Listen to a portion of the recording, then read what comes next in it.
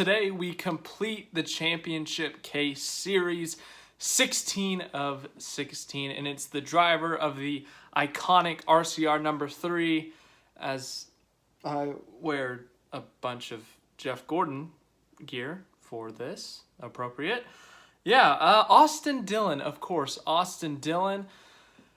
Yeah, he got his win at Daytona. If it wasn't for that, he would have been out of the playoffs. He had to win at Daytona, and he got it done. A clutch win by Austin Dillon. Let's talk about how Austin Dillon can shock the world and win the 2022 NASCAR Cup Series championship.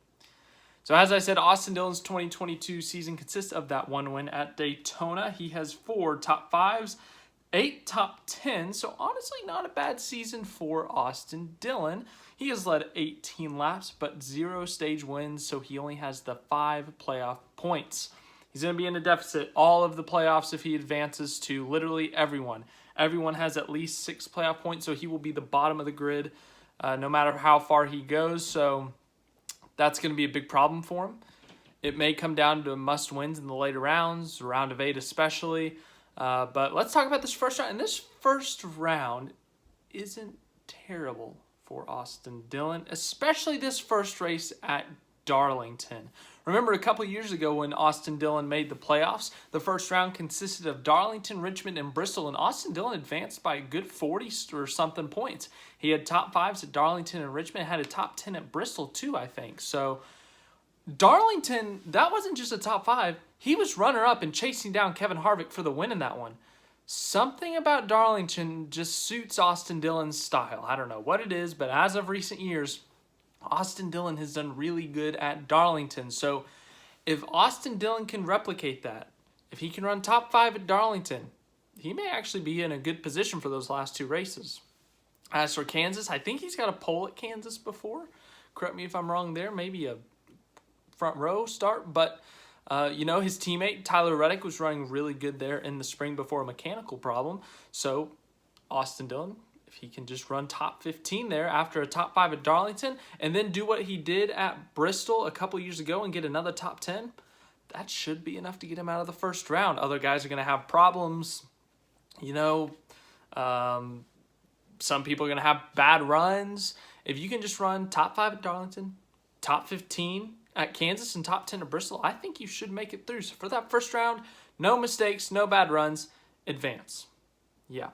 As for that second round, it's a chaotic round, but it is an Austin Dillon round. He has 1 win at Texas Motor Speedway, of course, back in 2020. If they can pull off another strategic genius moment and get Austin Dillon out front there, track position is key, very difficult to pass at Texas. If they can just get some strategy, get themselves in the top 10, maybe the top 5, that would help them a lot. As for Talladega, Austin Dillon is your most recent Super Speedway winner. Of course, he has won 2 Super Speedway races in his career this year at Daytona and 2018 at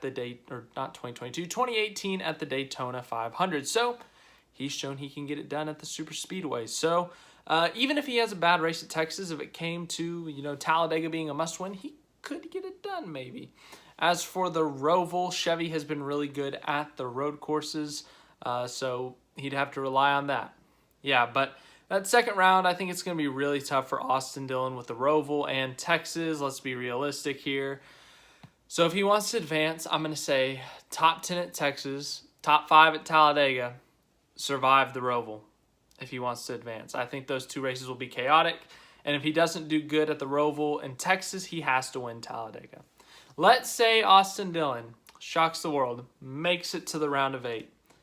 Vegas, Homestead, Martinsville. Vegas and Homestead, I'm not very optimistic for, if I'm being honest.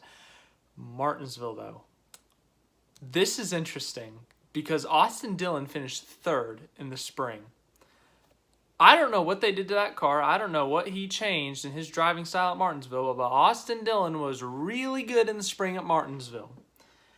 Austin Dillon's going to be in a points deficit.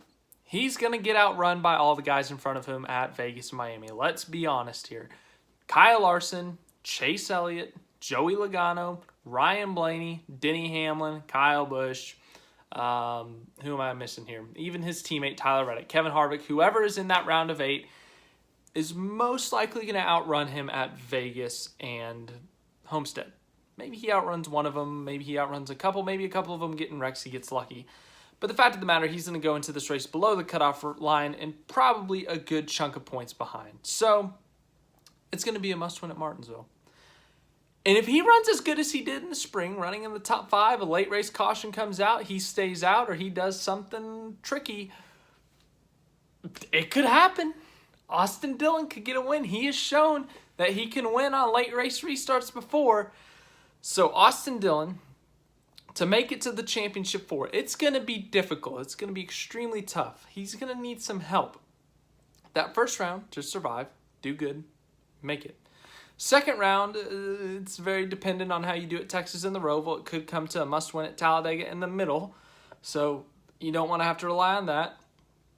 As for the round of 8, those first 2 races are going to be a struggle. It's going to be a must-win at Martinsville, and who knows? With how good you ran in the spring, who knows? Who knows?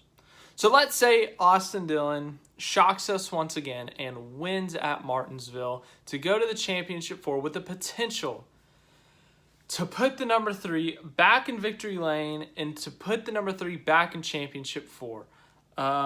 Yeah, that would be something. I got to look at the Phoenix results, see how he did in the spring real quick.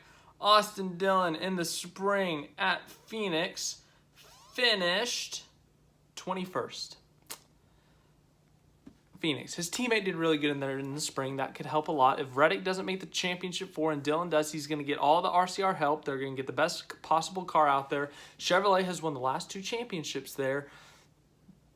I hope the other 3 wipe out, or strategy. It's going to take a lot of strategy for Austin Dillon to win the championship. First round, I think there's it's not a super long shot to make it out. I think it's a legitimate possibility, especially with Darlington in there and his recent success at Darlington. Second round's going to be tough, but Talladega's in there. That could help you. Third round's going to be very tough, but Martinsville's in there, and you did really good there in the spring. Phoenix, if you get to Phoenix, you got a shot because it's a one-race shootout, and it's stupid. So, yeah. That's it. We've done it. We've done it. All 16. I don't think I've done all 16 since 2019. So I'm really happy I got all 16 done before the playoffs this year. I know it's only an hour before the playoffs, but success. Anyways, thanks for watching this video. I'll give you a Southern 500 recap tonight. Go to the playlist and look at all the other ones before the playoffs start or after the playoffs start. Do what you want.